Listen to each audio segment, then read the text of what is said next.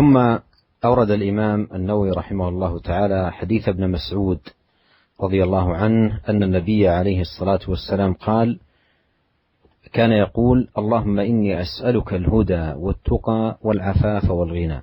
رواه مسلم.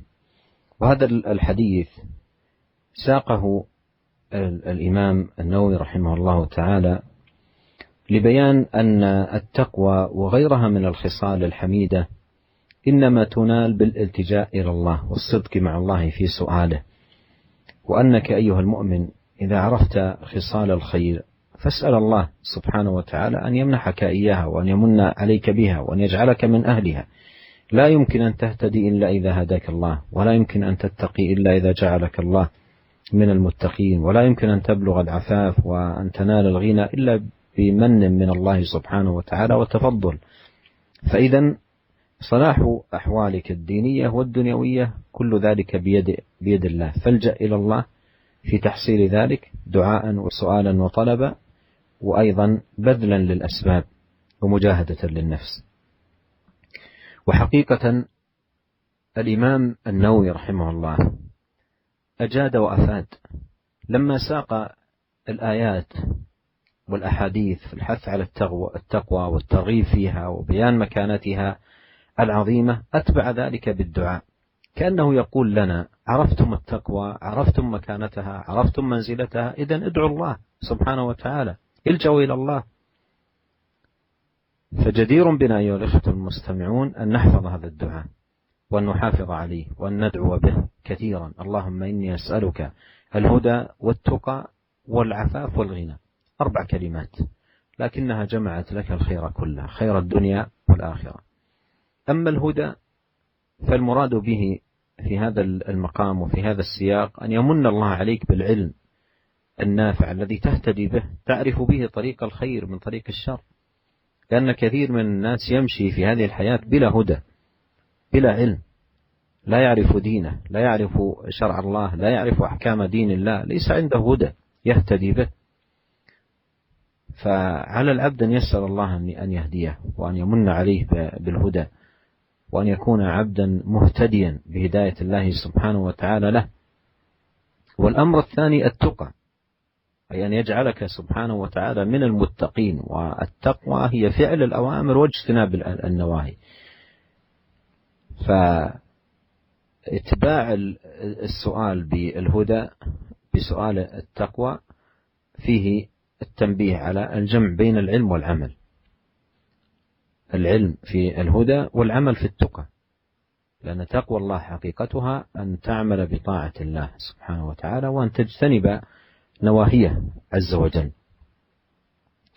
والعفاف المراد به أن تعف نفسك بأن تجنبها كل أمر يسخط الله عز وجل ولا يرضاه لعباده. تعف نفسك عن الحرام، تعف نفسك عن الفواحش، تعف نفسك عن الآثام، تعف نفسك عن المال الحرام. والأمر الرابع في الحديث الغنى، والغنى هو غنى النفس، وأن تكون غنيا عن التعلق بالمخلوقات، وأن تكون فقيرا لرب العالمين سبحانه وتعالى، مفتقرا إليه، محققا عبودية الافتقار إلى الله عز وجل، ترجو رحمته وتخاف عذابه. والغنى غنى النفس، ليس الغنى عن كثرة العرض كثرة المال، وإنما الغنى غنى النفس، وأن يكون فقرك إلى الله سبحانه وتعالى. هذا الحديث من فوائده إضافة إلى ما سبق بيان أن الإنسان لا يملك لنفسه نفعا ولا ضرا، وإنما الأمر بيد الله، وهذا فيه إبطال التعلقات الفاسدة بغير الله، من يتعلقون بقبور أو بأولياء أو مهما كان الإنسان ومهما بلغ لا يملك لنفسه هدى ولا تقى ولا عفافا ولا غنى، فضلا عن أن يملك ذلك لغيره. ولنقرأ هذا الحديث مرة ثانية، وهو في صحيح مسلم. ابن مسعود رضي الله عنه يقول أن النبي صلى الله عليه وسلم أي سيد ولد آدم وأفضل الخلق وأكملهم عند الله كان يقول في دعاء، النبي عليه الصلاة والسلام كان يقول في دعاء اللهم إني أسألك الهدى والتقى والعفاف والغنى، هكذا كان يقول عليه الصلاة والسلام في دعاء يلجأ إلى الله. فإذا الواجب على العبد أن لا يلجأ إلا إلى الله وأن لا يسأل إلا الله، وأن يدرك أن جميع المخلوقات مهما علت مكانتها وارتفعت منزلتها لا تملك لنفسها نفعا ولا ضرا، فضلا عن أن تملك شيئا من ذلك لغيرها. فالأمر كله بيد الله، بيده سبحانه وتعالى العطاء والمنع والخفض والرفع والقبض والبسط والعز والذل والحياة والموت، كل شيء بيد الله. فنلجأ دائما في جميع حاجاتنا وجميع طلباتنا إلى ربنا سبحانه وتعالى مخلصين له الدين ومخلصين له الدعاء.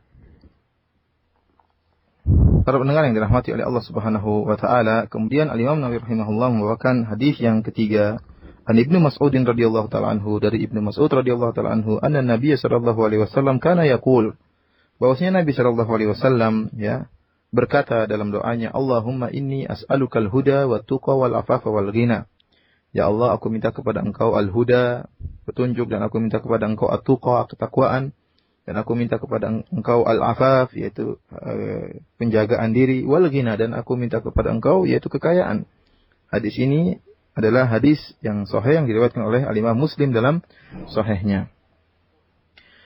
Para pendengar yang dirahmati oleh Allah Subhanahu wa taala, hadis ini dibawakan oleh Imam Nawawi rahimahullah ya, untuk menjelaskan bahwasanya ketakwaan dan juga akhlak-akhlak yang mulia, petunjuk, ya, al-afaf, menjaga diri, itu semuanya tidak bisa diperoleh kecuali dengan iltija kepada Allah, dengan bersandar kepada Allah, dengan minta kepada Allah Subhanahu wa taala.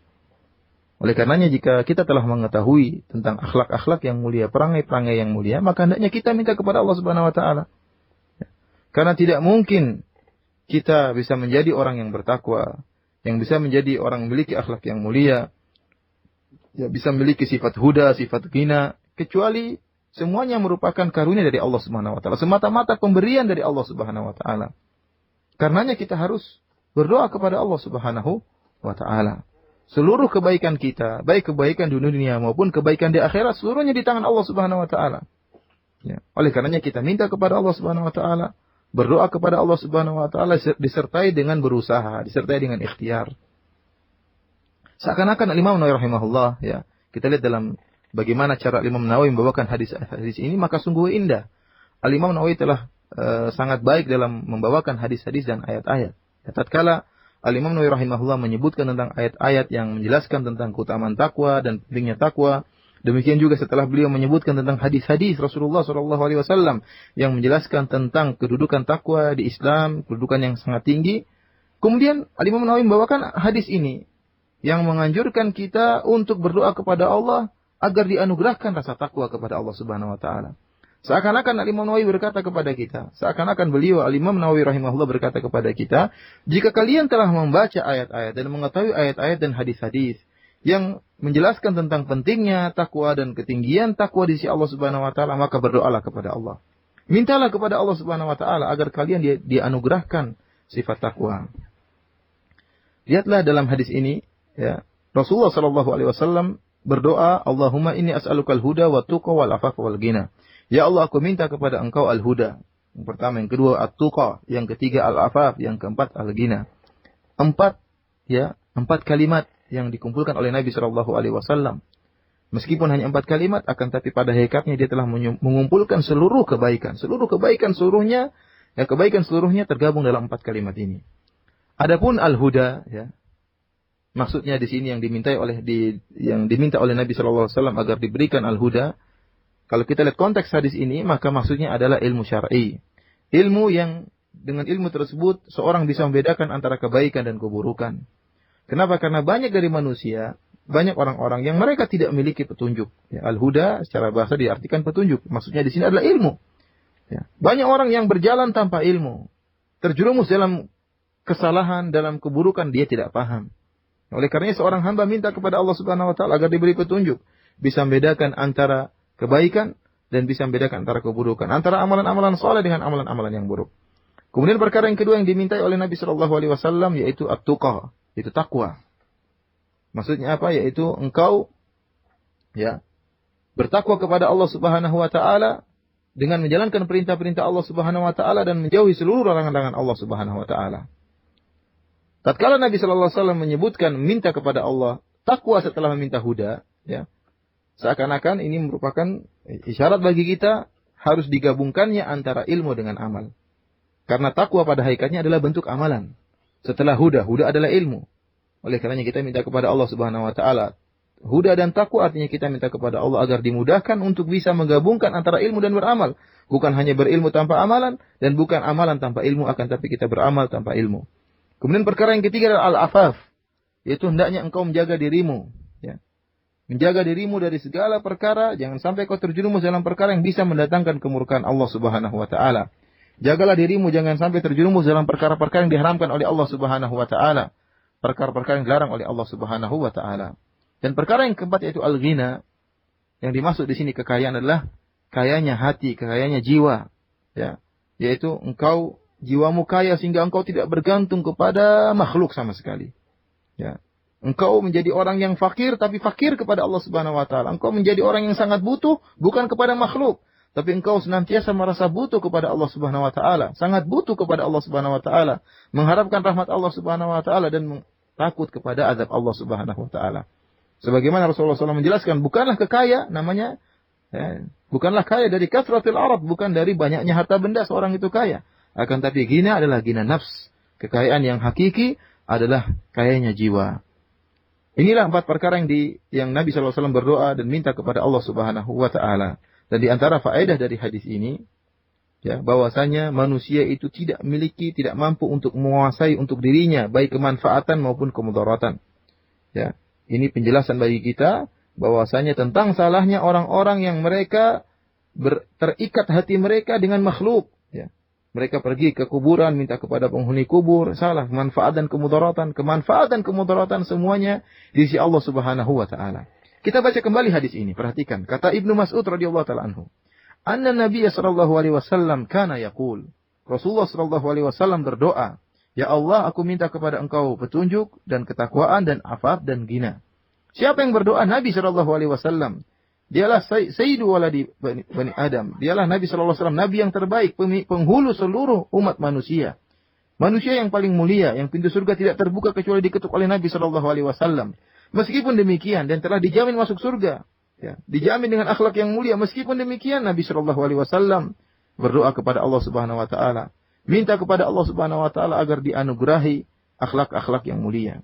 Ini sangat menjelaskan kepada kita bahwasanya makhluk bagaimanapun tinggi kedudukannya, bagaimanapun mulianya kedudukannya, bahkan seorang nabi pun, bahkan Rasulullah Shallallahu Alaihi Wasallam, maka dia tidak bisa mendatangkan kemanfaatan untuk dirinya dan tidak bisa menolak kemudaratan dari dirinya, seluruhnya di tangan Allah Subhanahu Wa Taala.